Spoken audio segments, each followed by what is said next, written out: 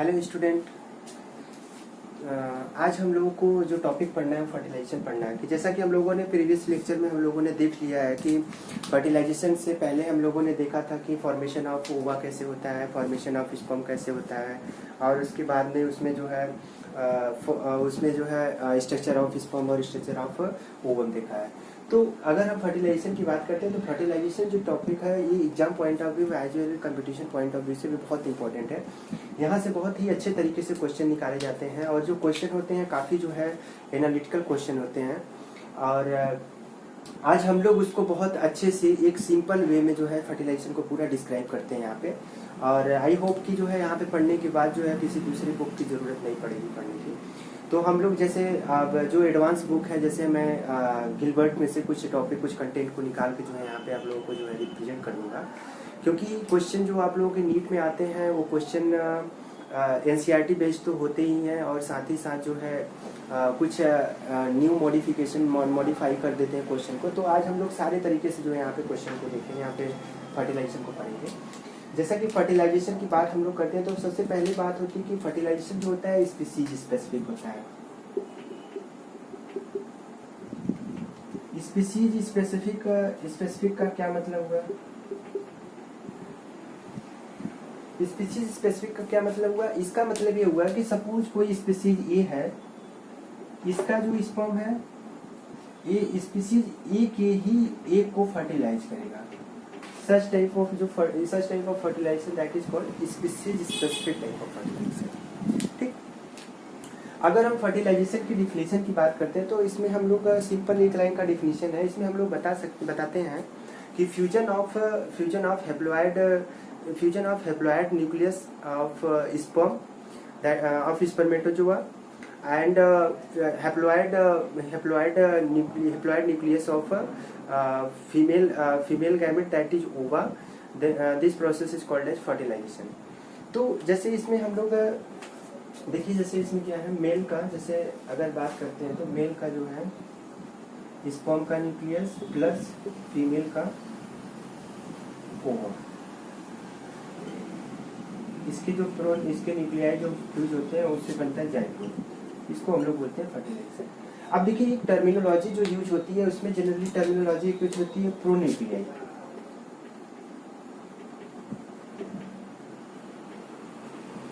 Pronuclei use होती है। इसका क्या मतलब होता है?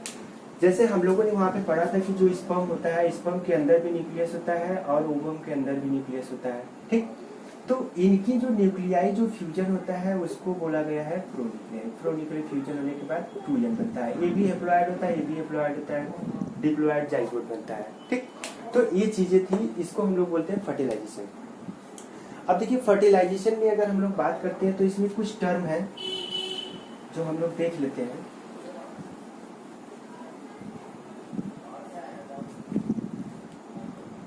जैसे पहला टर्म है प्लाज्मोगेमी। क्या होता है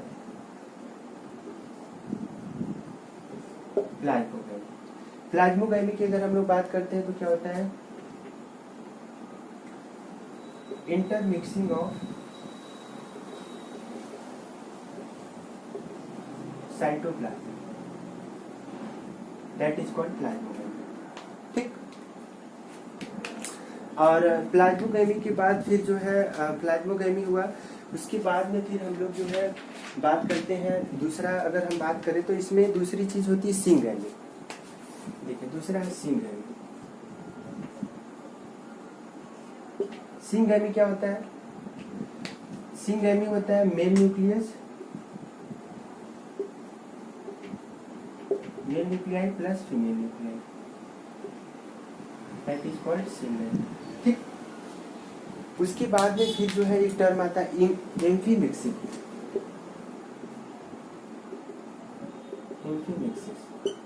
इसमें क्या होता है? Intermixing of chromosome, that is called amphi mixing. और एक तो फर्टिलाइजेशन है ही जिसमें जो है एक जो है जैसे न्यूक्लियस, एक है कैरियोगेमी। कैरियोगेमी में क्या है? Pronucleus of male plus female pronucleus of female. ठीक, तो देखिए ये चार टर्मिनोलॉजी बहुत इंपॉर्टेंट है, कभी कभी पूछ लेता है।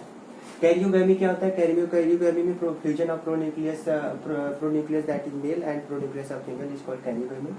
Plasmogamy intermixing of cytoplasm that is called plasmogamy. Syngamy fusion of male nuclei plus female nuclei that is called syngamy. और इसके बाद में एम्फीमिक्सिस क्या होता है? Amphimixis intermixing of chromosomes is called amphimixing. ठीक, तो ये चीजें जो है ये इंपॉर्टेंट चीजें थी जो कि हम लोग को यहाँ पे देखना था। अब देखिए जो फर्टिलाइजेशन होता है, फर्टिलाइजेशन में कौन कौन से मेन इवेंट होते हैं, कौन कौन सा मेन मैकेनिज्म होता है, वो सारी चीजें हम लोग देखेंगे। पहली चीज होती है पहला स्टेप जो होते हैं फर्टिलाइजेशन स्टेप। अगर हम लोग बात करते हैं फर्टिलाइजेशन स्टेप, तो पहला जो स्टेप होता है, पहला रिकॉग्निशन ऑफ एक इन रिप्रोडक्टिव ट्रैक्ट इन फीमेल। ठीक, पहला है recognition of egg in reproductive tract. दूसरा क्या है? Binding of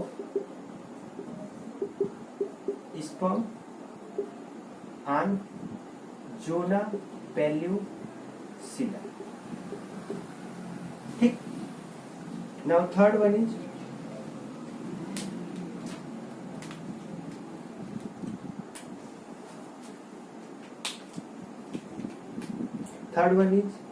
acrosome reaction.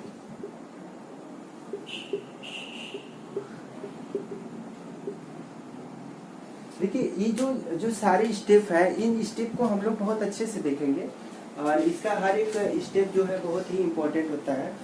और तीसरा स्टेप है, चौथा स्टेप है स्पर्म लाइज जोना पेल्यूसिला।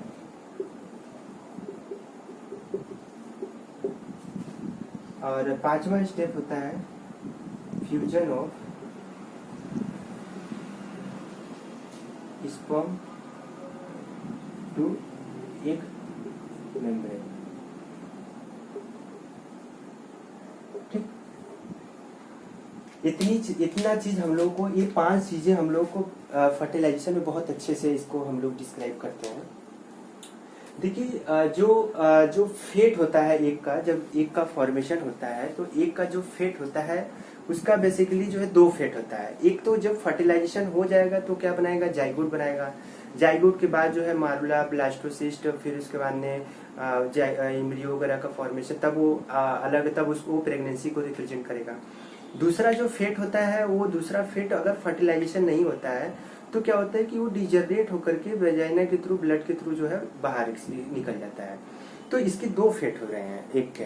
तो हम लोग को पढ़ना है फर्टिलाइजेशन में हम लोग को 5 स्टेप पढ़नी है। 5 स्टेप पहले जो है एक को रिकॉग्नाइज किया जाएगा जब भी स्पर्म पहुंचता है। ऐसा तो जनरली आप लोग जैसे अगर देखा जाए तो कोई जैसे अगर कहीं हम लोग को अगर जाना होता है तो उसका एक हम लोग को पर्टिकुलर डेस्टिनेशन या लैंडमार्क हम लोग को पता होता है, तो हम लोग उसको जो है माइंड में उसको हम लोग एक पीक पॉइंट की तरह जो है हम लैंडमार्क एरिया जो है उसको मान करके, उसी को सेंटर मान करके, डेस्टिनेशन मान के हम लोग जाते हैं। तो उसी प्रकार जब भी अगर स्पर्म अगर पहुंचता है रिप्रोडक्टिव ट्रैक्ट में, तो उसको तो ये नहीं पता है ना कि एक्चुअली एग है कहाँ। ठीक, और स्पर्म जब पहुंचता है तो सेकेंडरी वहाँ पे जैसे हमने बताया था कि जो प्राइमरी वो साइट्स जब निकलता है तो सेकेंडरी वो साइट्स के फॉर्म में निकलता है। यहाँ पे ही जब स्पर्म पहुंचेगा, देखिए जब सेकेंडरी वो साइट्स निकलता है तो इसके 30 दिन के अंदर ही जो है फर्टिलाइजेशन होना चाहिए। अगर यहाँ पे फर्टिलाइजेशन नहीं होता है तो फिर वो जो है स्लज ऑफ कर जाएगा, उसके बाद में प्रेगनेंसी नहीं होगी। तो 30 दिन के अंदर में ही स्पर्म जो है सेकेंडरी oocytes को जाएगा। जैसे ही सेकेंडरी oocytes से जो है स्पर्म का इंटरेक्शन होगा वहां पे, तब फर्दर जो है मैंने बताया था कि मेटाफेज सेकंड में जो है इसकी साइकिल स्टॉप रहती है, तब फर्दर वो साइकिल रिज्यूम करती है। ठीक, तो ये तो रही वहां की बातें रही। अब यहाँ पे देखिए, अब यहाँ पे हम बता रहे हैं कि कैसे जो है स्पर्म जो है उसको एक को रिकॉग्नाइज करता है। तो इसमें हम लोग देखेंगे कुछ इंपॉर्टेंट चीजें हैं जो कि हम लोग सी अर्चिन का हम एग्जांपल लेके इसमें देखेंगे। दूसरा चीज है binding of sperm to zona pellucida. देखिए जो स्टेप नंबर सेकेंड है और स्टेप नंबर फर्स्ट है और स्टेप नंबर थर्ड और स्टेप नंबर 5, ये जो 4 स्टेप हैं, ये 4 बेसिकली जैसे हम लोग सेल साइकिल पढ़ते हैं तो सेल साइकिल में चेक पॉइंट होता है। तो ये 4 जो पॉइंट है ये चेक पॉइंट की तरह काम करते हैं। अगर इनमें सारी कॉम्प्लीमेंटरिटी अगर देखने को मिली तो that is everything is okay, then fertilization should occur. Okay, अगर इसमें जो है कॉम्प्लीमेंटरिटी नहीं देखने को मिलती है इस 5 स्टेप में, 4 स्टेप में, तो क्या होगा, फर्टिलाइजेशन नहीं होगा। ठीक, तो बारी बारी से हम लोग देखते हैं। जैसे पहला स्टेप हम लोग देखते हैं। देखिए पहला स्टेप, अगर हम लोग बात करते हैं recognition of egg in reproductive tract की बात करते हैं तो इसमें सबसे बेसिक एग्जांपल हम एक लेते हैं। जैसा कि हम लोग एक्वेटिक एनिमल में, एक्वेटिक अगर हम एक्वेटिक लाइफ की अगर हम लोग बात करते हैं तो उसमें पता है कि एक्वेटिक जो वाटर में रहने वाले बहुत सारी स्पीसीज रहती हैं जो कि सारे अपने लगभग जिसमें एक्सटर्नल फर्टिलाइजेशन होता है वो सब स्पीसीज जो है अपना एग को जो है स्पॉन करती हैं, स्पर्म और एग को स्पॉन करती हैं वाटर में। जब स्पॉनिंग होती है तो वहाँ पे क्या होता है कि ये पर्टिकुलर स्पीसीज जो है अपनी सेम स्पीसीज की एग को ही फर्टिलाइज करता है। ये एक्चुअली पॉसिबल कैसे होता है, यही तो मिस्ट्री है, इसी चीज को हमें समझना है। देखिए क्या होता है कि जैसे मान लीजिए हम एक एग्जांपल लेते हैं सी अर्चिन का, सिंपल सा एग्जांपल लेते हैं। अब जैसे सी अर्चिन का जो एग होता है, सी अर्चिन का जो एग होता है एक प्रकार का प्रोटीन सिक्रीट करता है जिसको हम लोग बोलते हैं रीसेट प्रोटीन। रीसेट प्रोटीन क्या करता है, देखिए अब जब इसका मान लीजिए स्पर्म है, सपोज सी अर्चिन का स्पर्म निकला और यहाँ पे सपोज एग है, तो अब ये कैसे आइडेंटिफाई करेगा कि जो है ये स्पीसीज जो ये एग है ये पर्टिकुलर हमारे ही स्पीसीज का है। तो अब इसमें होता है क्या कि सपोज मान लीजिए स्पर्म का हेड है, तो यहाँ पे क्या होता है, जैसे सपोज रीसेट प्रोटीन ए है, तो रीसेट प्रोटीन जब आके यहाँ पे इसके पास जो है पर्टिकुलर रीसेट प्रोटीन का रिसेप्टर होगा। ठीक है, इसके पास जो उस स्पीसीज का सी अर्चिन का जो मेल होगा उसकी स्पर्म के पास जो है एक पर्टिकुलर जो है रीसेट प्रोटीन का रिसेप्टर होगा। जब रीसेट प्रोटीन यहाँ पे बाइंड करेगा तब यहाँ पे जो है सिग्नलिंग प्रोसेस जो है चालू होगा, सिग्नलिंग चालू होगी। जब सिग्नलिंग यहाँ पे चालू होती है तो फर्दर जो है एक में मूवमेंट होता है, तब उसके बाद में वहाँ पे जो है फर्टिलाइजेशन होता है। ठीक इसी प्रकार जो है कंडीशन जो है ह्यूमन के भी केस में होती है। ह्यूमन के केस में भी कोई केमिकल जो है रिप्रोडक्टिव ट्रैक्ट में सिक्रीट होता है, वो केमिकल जाकर के स्पर्म पे बाइंड करता है, तो वो स्पर्म को कीमोटैक्सिस अट्रैक्शन की तरह काम करता है, मतलब स्पर्म उसी की तरह जो है खींचे चले जाएगा। ठीक, तो ये रहा प्रोसेस, पहला रहा इसका recognition of egg in reproductive tract. अब देखिए दूसरा जो प्रोसेस है, दूसरा जो स्टेप है sperm bind to pellucida, zona pellucida, ये बहुत इंपॉर्टेंट है। यहाँ पे हम लोग देखते हैं इसको अच्छे से।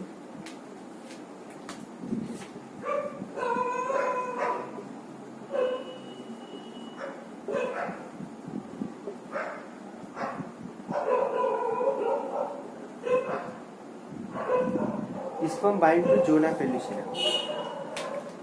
ठीक, अब देखिए यहाँ पे हम लोगों को क्या चीज देखना है, जैसे जो एग है, जैसे हम ह्यूमन एग की बात करते हैं। देखिए ह्यूमन एग की अगर हम लोग बात करते हैं, ह्यूमन एग की अगर हम लोग बात करते हैं, ह्यूमन के केस में अगर हम एग की बात करते हैं तो इसमें क्या होता है, एग के पास एक रिसेप्टर होता है, एग के पास एक रिसेप्टर होता है जो 3 टाइप का होता है, that is called zona pellucida 1, zona pellucida 2, zona pellucida 3। ठीक है, ZP1, ZP2, ZP3 ये एक के पास प्रेजेंट होता है। ठीक, और इसका काम क्या होता है, अब देखिए ह्यूमन के केस में जो स्पर्म रिकॉग्नाइज करेगा वो ZP2 के केस ZP2 को रिकॉग्नाइज करेगा, और माउस के केस में अगर हम बात करते हैं तो ZP3 को स्पर्म रिकॉग्नाइज करता है। ठीक, अब ये प्रोसेस होता कैसे है? देखिए, जोना पेलिसिडा है क्या? जोना पेलिसिडा जो है एक रिसेप्टर है, दैट इज ग्लाइकोप्रोटीन। ग्लाइकोप्रोटीन क्या होता है कि जो प्रोटीन और कार्बोहाइड्रेट दोनों से मिलकर के बनाता है, दैट इज कॉल्ड ग्लाइकोप्रोटीन। तो जोना पेलिसिडा एक पे प्रेजेंट रिसेप्टर है। ये रिसेप्टर जो है रिकॉग्नाइज किससे होगा? स्पीसीज, एक स्पर्म प्रेजेंट रिसेप्टर से होगा। जब स्पर्म का, अब देखिए आगे का स्टेप है, जैसे मान लीजिए फॉर एग्जाम्पल, जैसे ये स्पर्म है, स्पर्म के ऊपर प्रेजेंट मान लीजिए रिसेप्टर है और ये एग है। एग पे मान लीजिए प्रेजेंट जो है ये ZP2 है, ZP2। तो जब स्पीसीज, सेम स्पीसीज का एग और सेम स्पीसीज का स्पर्म रहेगा, तब इनके बीच में कॉम्प्लीमेंटरिटी देखने को मिलेगी। ठीक, that is egg, that is sperm. तब इनके बीच में कॉम्प्लीमेंटरिटी देखने को मिलेगी। उसके बाद में अगर कॉम्प्लीमेंटरिटी यहाँ पे जो है फिट रहा, सब चीज जब ओके रहा, तो इसमें जो है क्या होगा, फर्दर जो है ये जा करके जोना पेलिसिडा पे बाइंड कर जाएगा। ठीक, अब देखिए, अब अगर कभी कभी क्या होता है कि जैसे अगर कॉम्प्लीमेंटरिटी नहीं, मान लीजिए सपोज ये जो स्पीसीज है किसी दूसरे स्पीसीज का स्पर्म है और ये जो है किसी दूसरे स्पीसीज का एक है, तो कभी कभी चांस क्या होता है कि ये फिर भी जो है यहाँ पे बाइंड कर जाता है, लेकिन बाइंड करने के बाद भी वहाँ पे फ्यूजन जो है एक के न्यूक्लियस को फ्यूजन नहीं कर पाएगा। इसको हम लोग अभी आगे देख रहे हैं तो पूरा चीज क्लियर हो जाएगा। बाकी इतनी चीज जो है ये इसमें हमने बताया कि जब इसके बीच में कॉम्प्लीमेंटरिटी रहेगी तो यहाँ पे जो है स्पर्म और उसके स्पर्म रिसेप्टर और उसके बाद में एग रिसेप्टर के बीच में बाइंड हो जाएगा। उसके बाद में फिर जो है तब अगला स्टेप हम लोग को देखने को मिलता है। क्या देखते हैं? देखिए, ये तो रहा sperm bind to zona pellucida.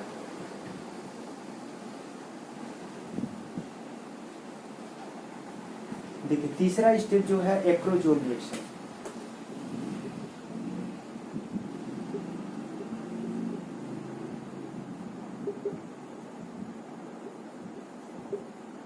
Acrosome reaction क्या होता है? देखिए, जब स्पर्म बाइंड हो जाता है जोना पेलिसिडा से, जोना पेलिसिडा से जब बाइंड हो जाता है तो उसमें क्या क्या होता है? जब जोना पेलिसिडा से बाइंड हो जाता है तो उस समय स्पर्म के हेड में क्या क्या चेंजेज होते हैं, वो चेंजेज देख लेते हैं हम लोग बारी बारी से। पहली चेंजेज क्या होती हैं? स्पर्म के हेड में जो है कैल्शियम आयन जो है इनफ्लक्स होगा, पहली चीज। दूसरी चीज क्या होगी? Sodium ion plus hydrogen ion एंटीपोर्टर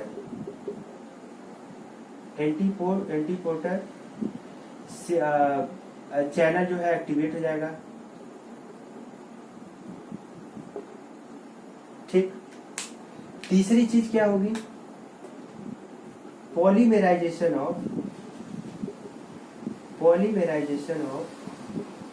cytoskeleton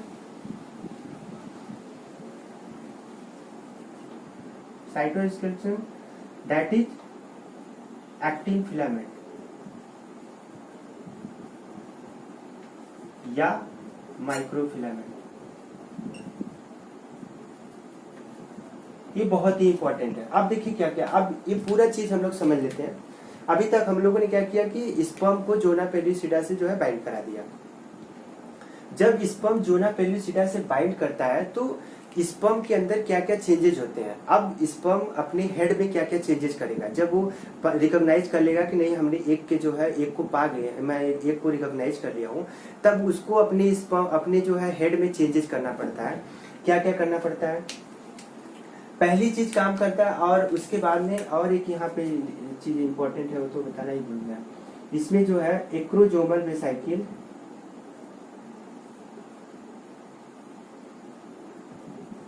का एक्जोसाइटोसिस होगा। तो यहाँ पे क्या निकलेगा? स्पर्म लाइसिन में क्या रहेगा? हाइड्रोनाइडेज। ठीक, इतनी चीज समझ में आई। अब देखिए क्या होगा जब कैल्शियम आयन का लेवल स्पर्म के न्यूक्लियस में बढ़ता है, सपोज ये स्पर्म का हेड है, यहाँ पे जब कैल्शियम आयन का लेवल जो है स्पर्म में बढ़ता है तो क्या होता है, पहली चीज कैल्शियम आयन का लेवल जब बढ़ता है तो कैल्शियम आयन जो है आप पता होगा कि जब मसल्स का जो अब जैसे कॉन्ट्रैक्शन रिलैक्सेशन होता है तो वहाँ पे जो है एक्टिन फिलामेंट और मायोसिन फिलामेंट एक दूसरे से मिलकर काम करते हैं। तो यहाँ पे एक्टिन फिलामेंट जो है कैल्शियम आयन की प्रेजेंस में एक्टिवेट होता है और वो क्या करता है एक्रोजोमल वेसाइकिल को ले जा करके उसके हेड के पास ले जा करके इक्जोसाइटोसिस कराता है। जब इक्जोसाइटोसिस होती है तो वहाँ पे पता है कि उसमें हाइड्रोलिटिक एंजाइम है जिसको हाइलोनाइडेज एंजाइम बोलते हैं। हाइलोनाइडेज एंजाइम क्या करता है उस वॉल को जो है डिग्रेड करता है।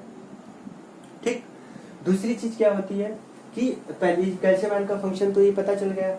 और दूसरा चीज क्या होता है जब सोडियम आयन हाइड्रोजन आयन एंटीपोर्टर जब चैनल एक्टिवेट होता है उस समय क्या होता है कि जब हाइड्रोजन आयन को हेड से बाहर निकाला जाएगा, सोडियम आयन को अंदर डाला जाएगा।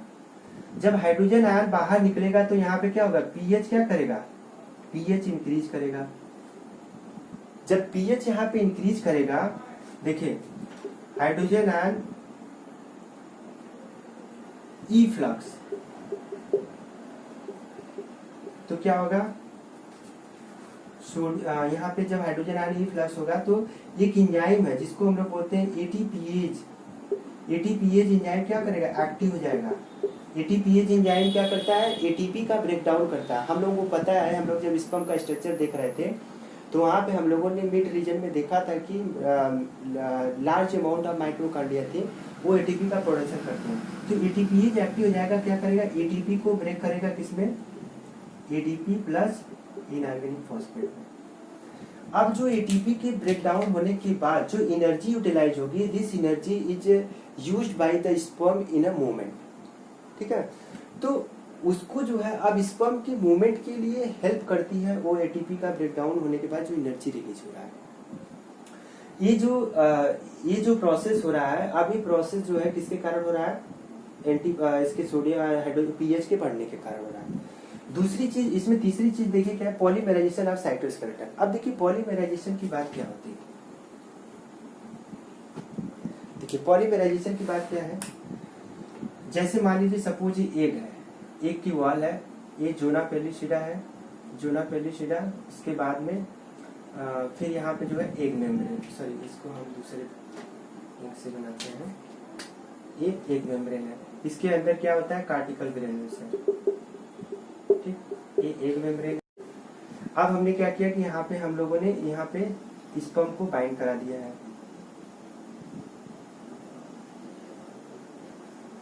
सपोज स्पर्म यहाँ पे बाइंड कर गया है, अब जो कंटेंट यहाँ पे हाइड्रोलाइजेज एंजाइम जो है निकल गया है। अब क्या होता है कि इसकी आगे का प्रोसेस क्या है, पॉलीमराइजेशन ऑफ साइटोस्केलेटन या एक्टिन फिलामेंट या माइक्रोफिलामेंट। अब देखिए क्या होता है कि इसमें जो है ये एक्टिन फिलामेंट जो है पॉलीमराइज होता है, पॉलीमराइज होकर के ये जो है एक पैसेज प्रोवाइड करता है। पैसेज किस तरह का प्रोवाइड करता है, एक की मेम्ब्रेन के पास जाने के लिए। समझिएगा मैंने क्या कहा कि जो पॉलीमराइजेशन हो रहा है साइटोस्केलेटन का, वो साइटोस्केलेटन का पॉलीमराइजेशन एक पुल की तरह काम करेगा। जो पुल की तरह वो काम करता है वो पर्टिकुलर इसके कंटेंट को यहाँ तक पहुंचाने का काम करता है। ठीक है, ये जो प्रोसेस है, ये पूरा प्रोसेस किसमें होता है, एक्रोजोम रिएक्शन में हो रहा है। ये कब हो रहा है, जब स्पर्म जो है जोना पेलिसिडा से बाइंड कर चुका है। ठीक, तो ये पूरा प्रोसेस जो है बहुत इंपॉर्टेंट है। अब इसमें कैल्शियम आयन इनफ्लक्स होने के बाद क्या हुआ, एक्जोसाइटोसिस हुई, सेमिनल जो एक्रोजोमल वेसाइकिल थी। दूसरा सोडियम आयन हाइड्रोजन एंटीपोर्टर चैनल जो है एक्टिवेट हुआ, पीएच बढ़ा, पीएच बढ़ने के बाद एटीपीएच एक्टिवेट हुआ। ज्यादा अमाउंट में एटीपी का ब्रेकडाउन होता है तो एनर्जी ज्यादा मिलती है, तो स्पर्म बहुत तेजी से मूव करता है। और जब स्पर्म इसको एक को हिट करना होता है, एक मेम्ब्रेन के पास पहुंचना होता है, तो इसको बहुत ज्यादा एनर्जी की जरूरत पड़ती है। तीसरी चीज हम लोग देखा पॉलीमराइजेशन ऑफ माइक्रोफिलामेंट। पॉलीमराइजेशन का मतलब ही है कि यहाँ पे जो है पैसेज प्रोवाइड करता है for entry of entry of provide a passage for entry of a male nucleus to the female nucleus, ठीक। और उसके बाद में एक्रोजोमल वेसाइकिल हम लोगों ने बताया कि जो एक्रोजोमल वेसाइकिल का कंटेंट होता है उसमें स्पर्म लाइसिन होता है जो कि रिलीज करते हैं, वो हाइलोराइडेज एंजाइम होता है, वो जो है वाल को जो है जोना पेलिसिडा के वाल को डिग्रेड करता है, ठीक। ये तो था एक्रोजोमल रिएक्शन में। अब देखिए इसमें अभी तो हम लोगों ने पढ़ लिया एक चौथा स्टेप जो है इसमें क्या था, स्पर्म लाइस जोना पेलिसिडा। ये तो हम लोगों ने देख लिया कि जोना पेलिसिडा का जो है स्पर्म जो हाइलोनाइडेज एंजाइम जो रिलीज हो रहा है वो जो है इसको डिग्रेड कर रहा है। अब जो पांचवा स्टेप है ये बहुत इंपॉर्टेंट है, देखिए पांचवा स्टेप क्या है,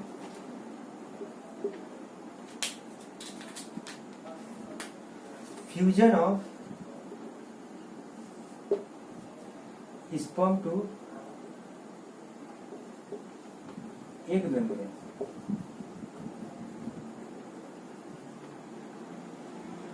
अब देखिए यहाँ पे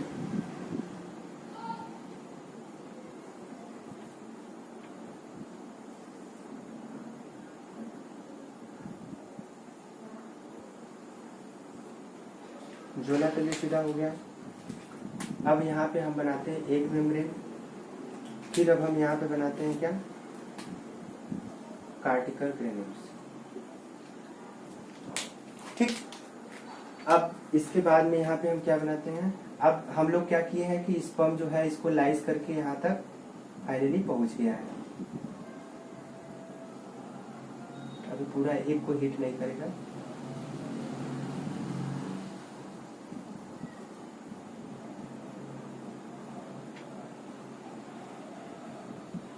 ठीक।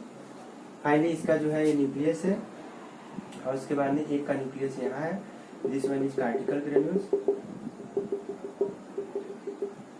देखिए बुक में डायग्राम बहुत अच्छे तरीके से आप लोगों को मिलता है, लेकिन हम यहाँ पे बस समझने के पर्पस से बता रहे हैं। कार्टिकल ग्रेन्यूल्स और एक न्यूक्लियस और एक न्यूक्लियस। अब देखिए अब यहाँ पे इंपॉर्टेंट इवेंट क्या स्टार्ट होता है। अब यहाँ पे क्या होता है कि जब स्पर्म जो है यहाँ पे जोना पेलिसिडा को लाइज करके जब अंदर पहुँचता है, अंदर जब पहुँचता है तो यहाँ पे जैसे ही मेम्ब्रेन को एक की मेम्ब्रेन से बाइंड होना होता है, तो एक की मेम्ब्रेन से बाइंड होने के पहले उसमें जो है दो रिसेप्टर होते हैं। एक के ऊपर, एक मेम्ब्रेन के ऊपर जो है कौन सा रिसेप्टर होता है, जूनो CD9। याद रखिएगा बहुत इंपॉर्टेंट है चीज। एग पे जो है जो रिसेप्टर होता है वो रिसेप्टर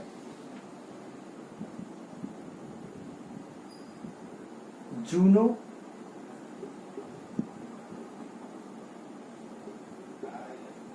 CD9, ठीक। और उसके बाद में जो है स्पर्म पे जो न्यूक्लियस होता है इसको हम लोग बोलते हैं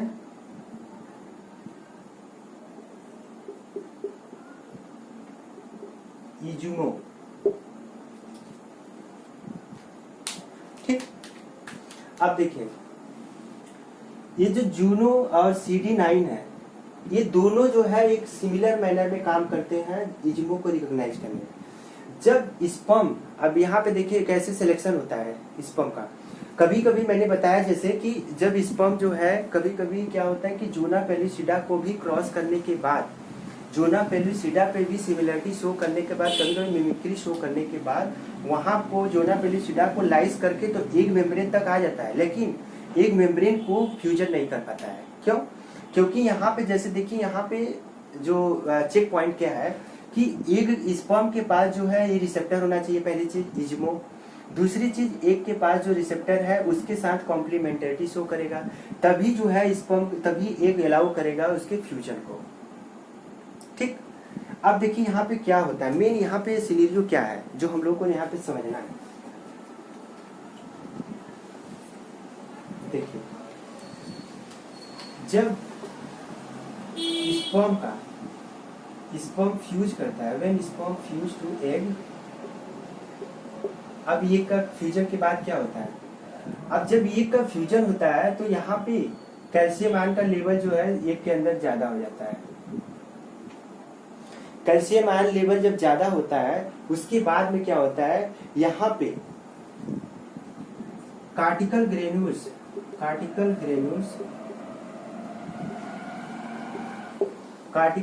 का क्या होगा, यहाँ पे एक्सोसाइटोसिस होगी।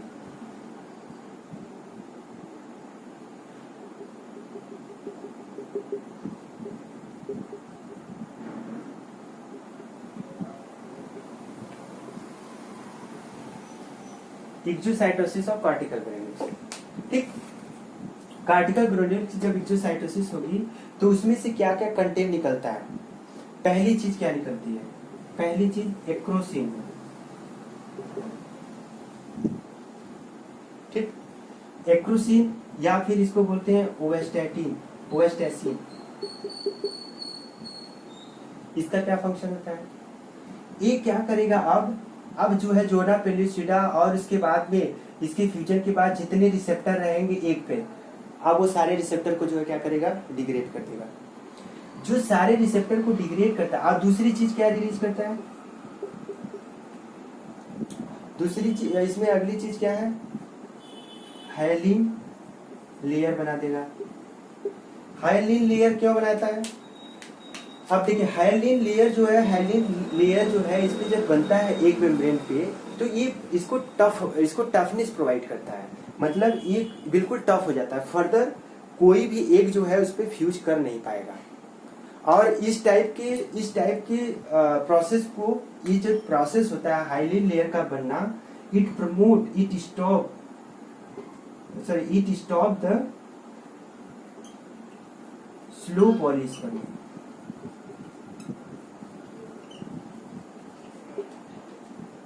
This process is participate in slow polyspermy. मतलब अब देखिए क्या क्या मैंने यहाँ पे बताया, फ्यूजन जब एक का फ्यूजन होता है स्पर्म से, तो स्पर्म पे जो है एक रिसेप्टर होता है जिसको हम लोगों ने पढ़ा था, यहाँ पे इजुमो था। इजुमो जो है रिकॉग्नाइज करता है CD9 को। अगर यहाँ पे CD9 को हम म्यूटेट कर देंगे, अगर जूनो सही भी रहे, CD9 को अगर हम म्यूटेट कर देंगे तब भी जो है फ्यूजन नहीं होगा, ठीक। तो यहाँ पे जो अब जब इसका फ्यूजन हो जाता है तब इसके फ्यूजन होने के बाद इसमें एक में सिग्नलिंग प्रोसेस स्टार्ट होता है जहाँ पे कैल्शियम आयन का लेवल ज्यादा होता है। Calcium ion promote the cortical granules for exocytosis. After exocytosis cortical granules release some enzyme and some extra content like acrosin या ovestatine. This is a help in these compound help in degradation of extra receptor which are present on egg membrane. Second one is the hyalin layer. Hyalin layer provide strength and cover the egg membrane, ठीक।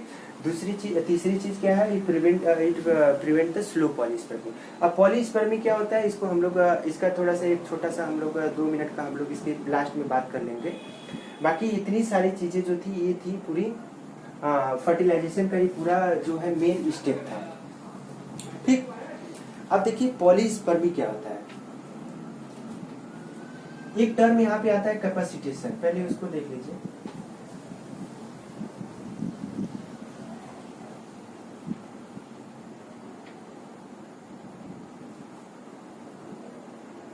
पहले capacitation देख लीजिए, उसके बाद polyspermy देखते हैं।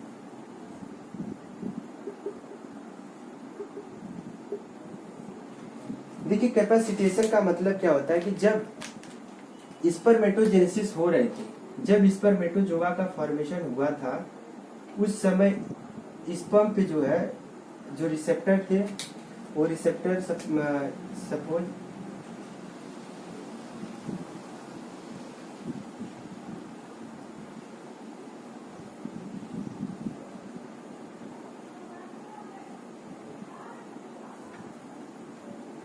इस तरह से थे, ठीक। स्पर्मेटोजेनेसिस के बाद स्पर्मेटोजेनेसिस से जब ये सेमिनिफेरस ट्यूबुल में आते हैं, सेमिनिफेरस ट्यूबुल में आने के बाद इनके ऊपर सपोज रिसेप्टर इस तरह का हो जाता है,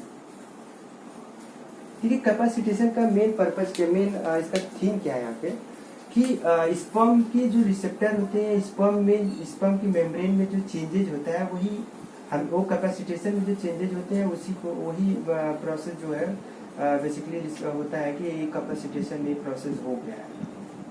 अब देखिए यहाँ पे देखिए जैसे अभी यहाँ पे पूरा कवरिंग थी, अब यहाँ पे ब्रेक हुआ। अब जब ये स्पर्म जब एग में पहुंचते इसमें रिप्रोडक्टिव ट्रैक्ट में पहुंचते हैं तो वहाँ पे क्या होता है कि पूरा जो है अपने रिसेप्टर को या इस पे पूरे जो है जो इस पे एक्स्ट्रा मॉलिक्यूल होते हैं पूरा इसके लूज कर देते हैं। तो इस टाइप का होता है। ये कहाँ पे हो रहा है, ये रिप्रोडक्टिव ट्रैक्ट में हो रहा है। ये कहाँ पे है, सेमनीफेरस ट्यूब्यूल में।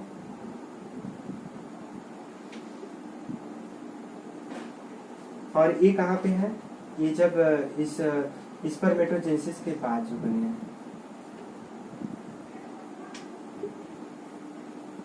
मतलब स्पर्म में जो चेंजिंग हो रहा है इसके मेम्ब्रेन में वही प्रोसेस होता है कैपेसिटेशन। ठीक है। इसके देखिए अब इसमें इसका थोड़ा सा बहुत डीप प्रोसेस है। डीप प्रोसेस का मतलब क्या है कि जो स्पर्म की एग मेम्ब्रेन होती है इसमें प्रेजेंट होता है कोलेस्ट्रॉल। ठीक है। I am not going to detail क्योंकि यहाँ पे उतनी चीज़ों की ज़रूरत नहीं है। तो कैपेसिटेशन की अगर बहुत एडवांस स्टडी करनी हो तो ये चीज़ होता है कि ये जो स्पर्म की मेम्ब्रेन होती है, स्पर्म की मेम्ब्रेन बेसिकली कंटेन की होती है कोलेस्ट्रॉल। अब कोलेस्ट्रॉल जो होता है वो एक्सट्रैक्ट किया जाता है उससे एल्ब्यूमिन से। एल्ब्यूमिन से जो है कोलेस्ट्रॉल एक्सट्रैक्ट करता है तो इसकी मेम्ब्रेन की जो है फ्लूइडिटी बढ़ती है। जब मेम्ब्रेन की फ्लूइडिटी बढ़ती है तो वहाँ पे जो है कैपेसिटेशन, वहाँ पे फ्यूजन जो होता है बहुत ही क्विक होता है। तो थोड़ा सा चेंजेस यहाँ पे होता है। बस खाली आप लोगों को इतना जरूरत है तो I think this is sufficient for your syllabus. ठीक। अब देखिए पॉलीस्पर्मी, एक चीज बचा था हम लोगों का, पॉलीस्पर्मी क्या होता है। पॉलीस्पर्मी से कुछ नाम से क्लियर हो रहा है। पॉलीस्पर्मी मतलब ढेर सारे, स्पर्मी मतलब स्पर्म, मतलब ढेर सारे स्पर्म का जो है किसी एक को फ्यूज करना। अब पॉलीस्पर्मी जो है दो टाइप का होता है। पहला होता है फास्ट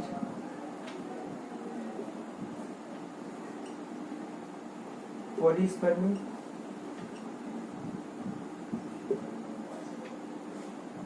दूसरा होता है स्लो पॉलीस्पर्मी।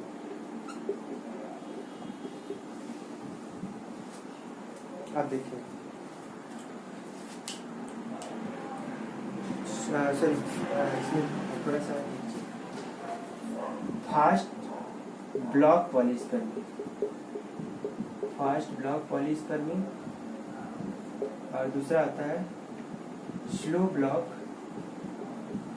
पॉलीस्पर्मी। ये हम लोग कैपेसिटेशन में इक्विलिब्रियम रिएक्शन में पढ़ चुके हैं, लेकिन फिर भी मैं यहाँ पे क्लियर कर रहा हूँ।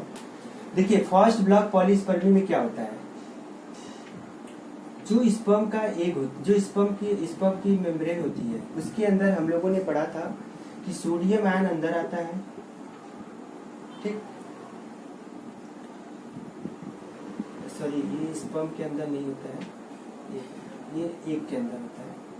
जो एग मेम्ब्रेन है, ठीक, एग मेम्ब्रेन जो होती है, एग मेम्ब्रेन के अंदर क्या होता है कि जब फास्ट ब्लॉक पॉलीस्पर्मी करना होता है, ब्लॉक करना होता है, उस समय क्या होता है सोडियम आयन का लेवल बहुत ज्यादा हो जाता है। जब सोडियम आयन का लेवल ज्यादा होगा तो मेम्ब्रेन क्या करेगी, मेम्ब्रेन जैसे सपोज कोई स्पर्म अगर मान लीजिए यहाँ फ्यूज कर गया, समझिएगा, कोई एक सिंगल स्पर्म, हम लोगों को पता है कि एक ही स्पर्म एक एग को फर्टिलाइज करेगा, दैट इज क्लियर। एक स्पर्म जब एक एग को फ्यूज कर जाता है तो उसमें एग में क्या चेंजेस होते हैं। पहली चीज क्या हुआ, सोडियम आयन कंसंट्रेशन बढ़ गया। जब सोडियम आयन कंसंट्रेशन बढ़ गया तो मेम्ब्रेन क्या हो जाएगी, हाइपर डीपोलराइज हो जाएगी, हाइपर डीपोलराइज हो जाएगी, हाइपर डीपोलराइज हो जाएगी। जब हाइपर डीपोलराइज हो जाएगी उसके बाद क्या होगा, फर्दर ये कोई भी स्पर्म जो है इस एग से फर्टिलाइज इस एग के एग से कांटेक्ट नहीं कर पाएगा। मतलब हाइपर डिपोलाइज, अब जैसे एक प्रोसेस हाइपर डिपोलाइजेशन प्रोसेस कब हो रहा है, जब एक स्पर्म एक को फ्यूज कर दे रहा है। जब कोई भी स्पर्म एक को फ्यूज नहीं किया रहता है, जब कोई भी स्पर्म एक को फ्यूज नहीं किया रहता है, तो मेम्ब्रेन किस स्टेज में रहती है, रेस्टिंग स्टेज में रहती है।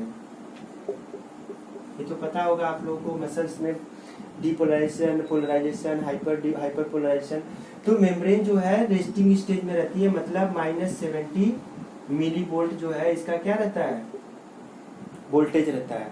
जैसे ही कोई स्पर्म इसको फर्टिलाइज करता है, सोडियम आयन का लेवल जो है अंदर तुरंत रेज करेगा। रेज करने के बाद मेम्ब्रेन जो है हाइपर पोलराइज हो जाएगी और इसके बाद में फर्दर जो है ये किसी अलग किसी दूसरे स्पर्म को एंट्री करने से ब्लॉक करेगी। That is called fast block polyspermy. ठीक, स्लो ब्लॉक पॉलीस्पर्मी हम लोग वहां पे देख चुके हैं कि जब कार्टिकल ग्रेन्यूल्स जो है, कार्टिकल ग्रेन्यूल्स जब यहाँ पे हाइलिन लेयर बना लेते हैं तो वो ब्लॉक कर देते हैं स्पर्म एंट्री को। That is called slow block polyspermy. तो ये था पॉलीस्पर्मी। पॉलीस्पर्मी में बेसिकली यही चीज होती है कि ये पॉलीस्पर्मी में मेम्ब्रेन को जो है हाइलिन लेयर जो मेम्ब्रेन को टफ बना देता है, जिसके कारण कोई भी स्पर्म नहीं इंटर कर पाता है। ठीक है, तो समझ में आया। जैसे फिर से एक बार रिवाइज कर दे रहे हैं क्योंकि ये बुक में दिया नहीं है उस एनसीईआरटी में। फास्ट ब्लॉक पॉलीस्पर्मी में क्या होता है कि जब कोई स्पर्म फ्यूज नहीं किया रहता है, देखिए दो कंडीशन है, जब फ्यूज नहीं किया है और जब फ्यूज कर दे तब। जब फ्यूज नहीं किया है तब क्या होता है, मेम्ब्रेन रेस्टिंग स्टेज में रहती है, मतलब उसका जो वोल्टेज रहता है वो -70 मिली वोल्ट रहता है। तो उस कंडीशन में क्या होगा, मेम्ब्रेन नॉर्मल रहेगी। जब कोई स्पर्म फ्यूज करता है उसके बाद क्या होगा, सोडियम आयन का कंसंट्रेशन तुरंत रेज करेगा। सोडियम आयन का कंसंट्रेशन जब रेज करता है तो मेम्ब्रेन जो है हाइपर डीपोलराइज हो जाती है। जब मेम्ब्रेन हाइपर डीपोलराइज हो जाएगी तो ये फर्दर किसी स्पर्म को अलाउ नहीं करेगी, क्योंकि जब स्पर्म फ्यूज करता है तो रेस्टिंग स्टेज में ही फ्यूज करता है। अगर मेम्ब्रेन के वोल्टेज में जरा सा भी डिस्टर्बेंस है या वो हाइपर पोलराइज है या फिर हाइपर डीपोलराइज है तो कोई भी स्पर्म उसको फ्यूज नहीं कर सकता है। Very important point. ठीक है, तो जब भी स्पर्म फ्यूज करेगा एक को, वो रेस्टिंग स्टेज में ही फ्यूज करेगा। दूसरा हमने बताया कि कार्टिकल ग्रेन्यूल्स से कंपाउंड रिलीज करता है hyaline layer cover the egg, और उसके बाद में एग जो है टफ हो जाता है, जिसके कारण जो है कोई भी स्पर्म अलाउ नहीं होता है कि वो जाके एग को फर्टिलाइज करेगी। ठीक है, this is all about fertilisation, और आई होप कि समझ में आया होगा। और ये बहुत ही इम्पोर्टेंट टॉपिक है और इसको कोशिश करिएगा समझने की, और बहुत ही इम्पोर्टेंट चीज़ है ये, क्योंकि इसमें मैंने कुछ चीज़ें ऐसी बताई हैं जो चीज़ें आपकी बुक में दी नहीं है। और ये चीज़ों को बताना यहाँ पे इसलिए ज़रूरी था क्योंकि फर्टिलाइजेशन को अगर अच्छे से समझना है और यहाँ से क्वेश्चन हमें निकाल के ले जाना है तो इन सब सारी चीज़ों को जो है जानना बहुत ही ज़रूरी है। कहाँ पे जो है कैसे स्पर्म का रिकॉग्निशन, कौन से जोना पेलुसिडा को कैसे डिग्रेड किया जा रहा है, जोना पेलुसिडा किससे बाइंड कर रही है, स्पर्म पे कौन सा न्यूक्लियस है और रिसेप्टर है, एग पे कौन सा रिसेप्टर है।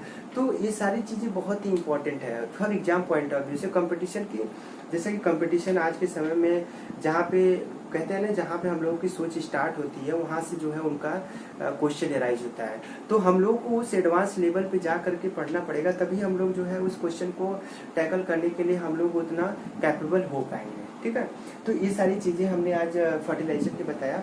अब अगला जो हमारा टॉपिक रहेगा उसमें हम लोग पढ़ेंगे एग प्लांटेशन।